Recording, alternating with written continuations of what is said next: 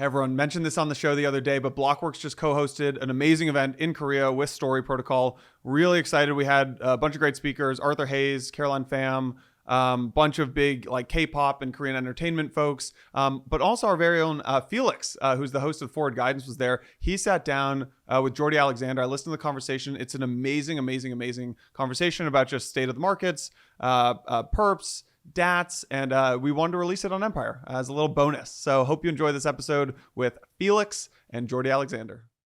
Nothing said on Empire is a recommendation to buy or sell any investments or products. This podcast is for informational purposes only, and the views expressed by anyone on the show are solely their opinions, not financial advice or necessarily the views of Blockworks. Our hosts, guests, and the Blockworks team may hold positions in the companies, funds, or projects discussed.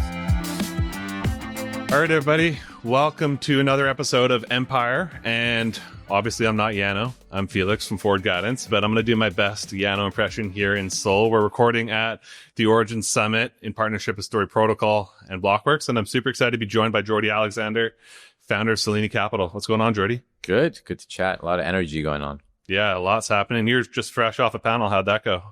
Good. There's a lot of people engaged. They had a panel fully in Korean and then fully in English. You kind of just mix the two together, and there's a lot of people engaged here. Yeah, super cool for sure. Well, I just want to get a read of where your head's at right now on the crypto markets. It feels like when I just scroll through the timeline right now, it's like half the people are looking at the classic 4-year cycle type idea and saying, all right, well, we're 95% of the way there. Time to get out. Then you have the other half that's saying 4-year cycles are dead. TradFi's here. You have a pretty constructive macro environment. What's your read? Where are we at? It's so confusing because the macro is amazing. Gold is skyrocketing. Stocks are doing well. And so you would think that, Bitcoin would be following, and it's not yet. It's been lackluster. You just have random alts popping off really hard. So there is liquidity. It's just sort of concentrating in a narrative, a theme, and then it'll go to the next one a week later, 2 weeks later. So I'm not bearish overall, but it does have signs that we're, I don't believe in the 4-year cycle, but I do think that we're in the, we had the Bitcoin, we had the ETH. ETH had its moment. Yeah. We had the Solana moment that was always going to be short. Now we're having a little bit of like the tail alts moment that usually doesn't end well. Yeah. So we got a pretty big liquidation cascade yesterday. That might have just been the beginning. It feels like, even the darlings, like the Hyperliquid token, is down a lot.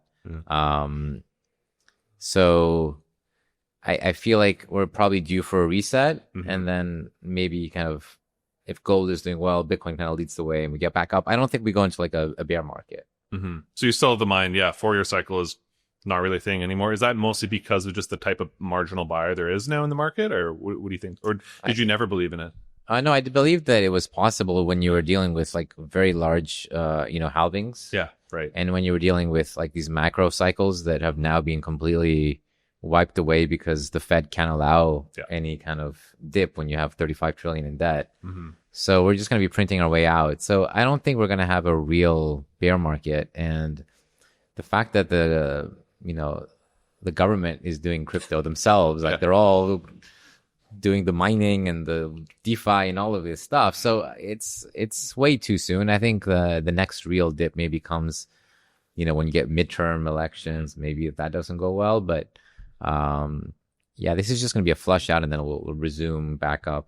Yeah, I agree with that. It's just like when I look at the macro environment, like this is what Bitcoin is for, right? Like, and obviously we've seen these times where gold runs first, and then Bitcoin chops around, and then it's happening at this time where there's just so much leverage built up in alts right now. It's a tough situation. So I'm definitely in agreement with you. It just feels like there's. I saw this metric that said the liquidation that just happened was like the largest in like a long time. Like it barely like really. I know. Yeah, people are going off the risk curve. There's a lot of people trying to catch the next thing. I mean, we can talk about the Perp DEX war.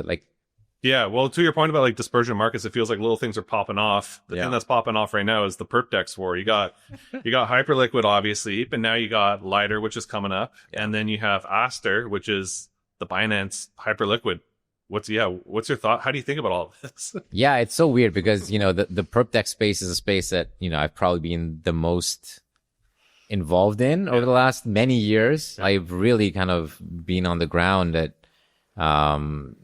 working with the founders of all these firms, DYDX onwards. And it's crazy that, you know, the fact that this has become a sudden meta now, it makes sense because the one big winner of the cycle has been Hyperliquid. Yeah. And a lot of people have missed a lot of that, and they're, you know, wanting to get involved in that vertical. Mm-hmm.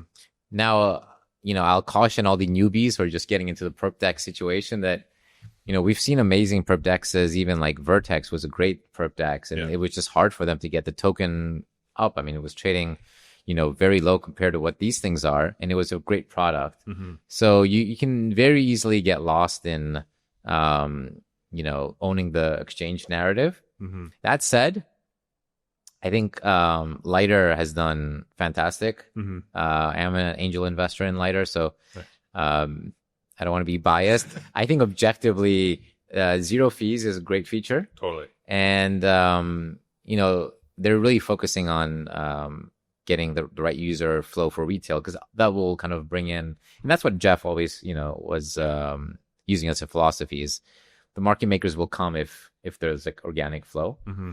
And then you have, you know, the new ones. You have the one on BSC and Base, which seem to be, I'll just say, like the token price being in the billions, maybe is a lot of excitement, and we'll see how that settles down.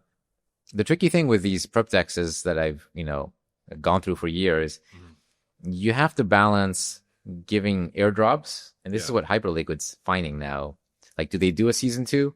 And then they give out another 10%, and then that's not going to do well for the token, because that's just going to be, you know, like $5 billion worth of selling. Yeah. Or do they not do it, and then they start losing customers to people who will do it?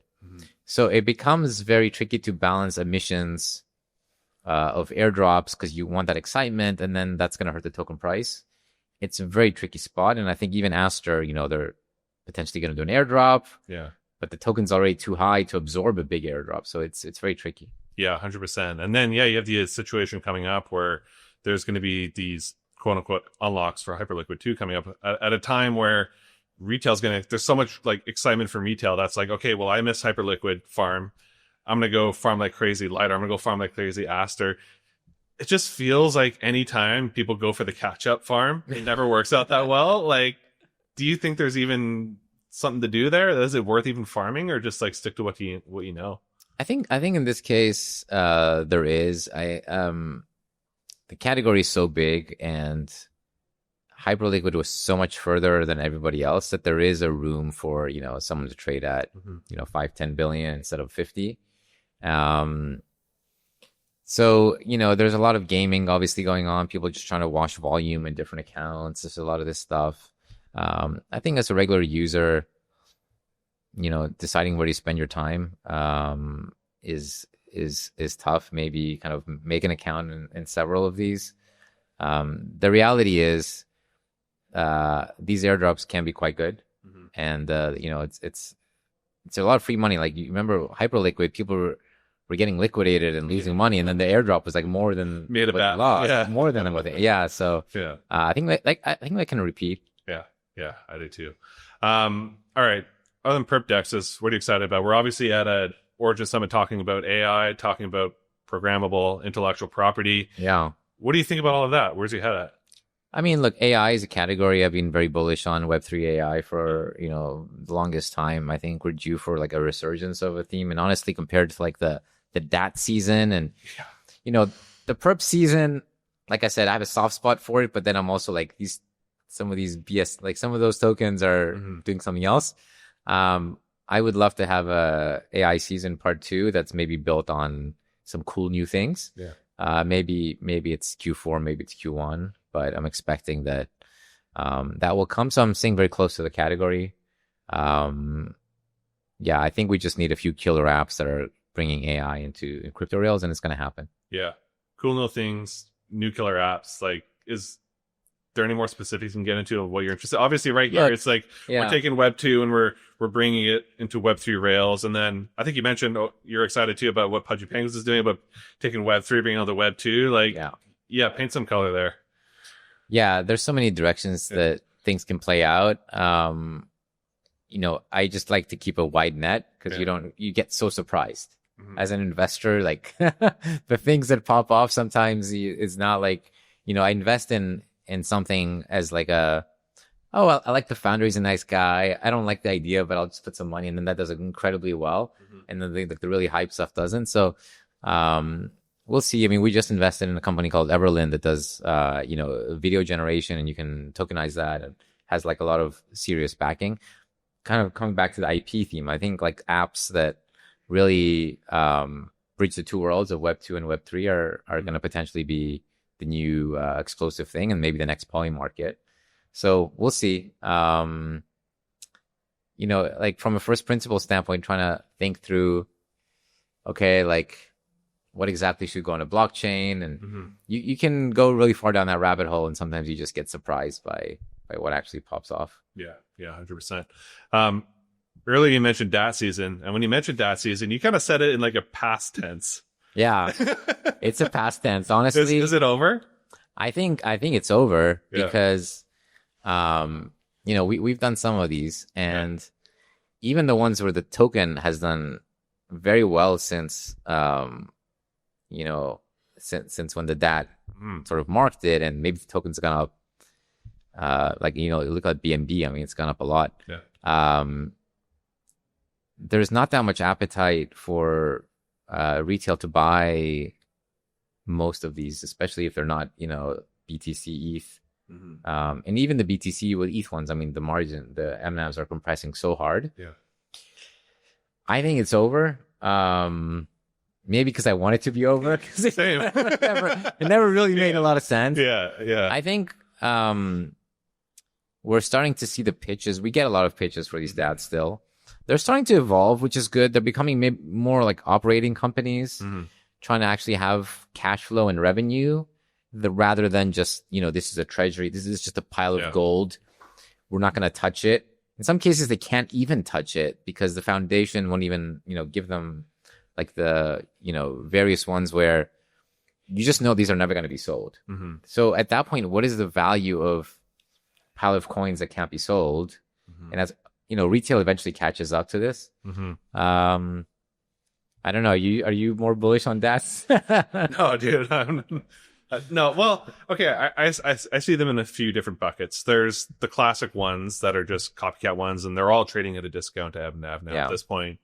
You have the classic Bitcoin. You have the classic big dog ones like Strategy and Tom Lee, and they're still holding at a premium. And then you have the last one, which feels like this attempt. You called it like an operational company. I have to sort of think about it. It almost sounds like they're becoming like a public discretionary hedge fund in a way, like what Kyle Samani and them are doing with Ford, where they're trying to find ways to basically create a sustainable premium to MNAV through doing stuff on chain. So the copycats, I think, are done.